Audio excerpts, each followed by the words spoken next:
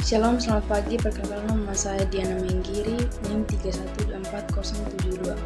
Di sini saya akan menjelaskan tentang beberapa persoalan. Yang pertama, 1. Berikan pandangan pribadi terkait kasus kekerasan seksual yang marak terjadi.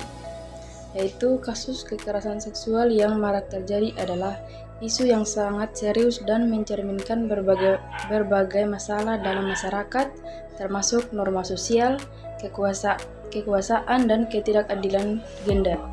Banyak faktor yang berkontribusi seperti budaya patriarki, stigma terhadap korban, dan kurangnya penegakan hukum yang efektif. Penting untuk meningkatkan kesadaran dan edukasi tentang kekerasan seksual, serta menciptakan lingkungan yang mendukung bagi korban untuk melapor. Penegakan hukum yang tegas dan reformasi sosial juga sangat diperlukan untuk mengatasi agar masalah. Selain itu, dukungan mental dan emosional bagi korban harus menjadi prioritas agar mereka dapat dipulih dan mendapatkan keadilan. Terus yang kedua, berikan penjelasan terkait dampak-dampak dari kekerasan seksual yang dialami oleh korban. Yang pertama, dampak fisik, yaitu korban dapat mengalami secara fisik infeksi menular seksual dan masalah kesehatan jangka panjang. Yang kedua, dampak psikologis. Banyak korban mengalami trauma, depresi, kecemasan, gangguan stres dan pasca trauma atau PTSD, dan masalah kepercayaan diri. Terus yang ketiga, dampak sosial, yaitu korban sering menghadapi stigma dan isolasi sosial yang dapat mengganggu hubungan dalam keluarga dan teman.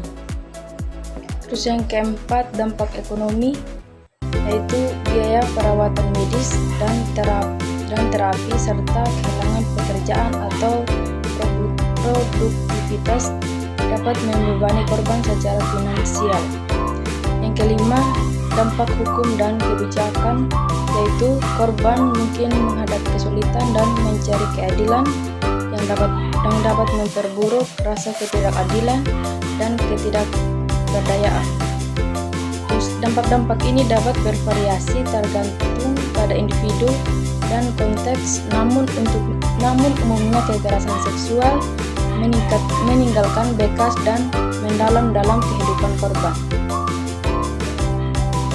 Soal yang ketiga, berikan pendapatmu terkait langkah-langkah dan upaya penanganan kasus kekerasan seksual sebagai berikut. Kampanye anti kekerasan seksual, yaitu kampanye anti kekerasan seksual adalah langkah penting dalam penanganan masalah ini. Berikut adalah beberapa langkah pendapat tentang langkah-langkah dan upaya yang bisa dilakukan. Pertama itu edukasi dan kesadaran, yaitu meningkatkan kesadaran bagi masyarakat tentang kekerasan seksual, tanda-tandanya dan dampaknya melalui program edukasi di sekolah, komunitas, dan media. Terus yang kedua, pemberdayaan korban, yaitu menyediakan dukungan dan sumber daya bagi korban, termasuk layanan kesehatan mental, konseling, dan bantuan hukum untuk mengatasi stigma dan memudahkan mereka mencari keadilan. Terus yang ketiga, pelibatan pemuda, yaitu mengajak generasi muda untuk terlibat dalam kampanye dengan mendorong mereka menjadi duta perubahan yang menyebarkan pesan anti kekerasan seksual.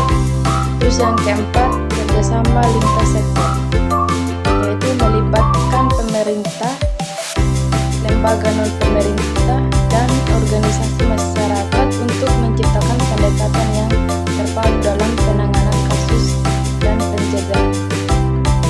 Terus yang keenam, perubahan kebijakan, yaitu mengadvokasi perubahan dalam undang-undang dan kebijakan untuk melindungi korban dan kebijakan dan menghukum pelaku serta memastikan akses keadilan yang lebih baik.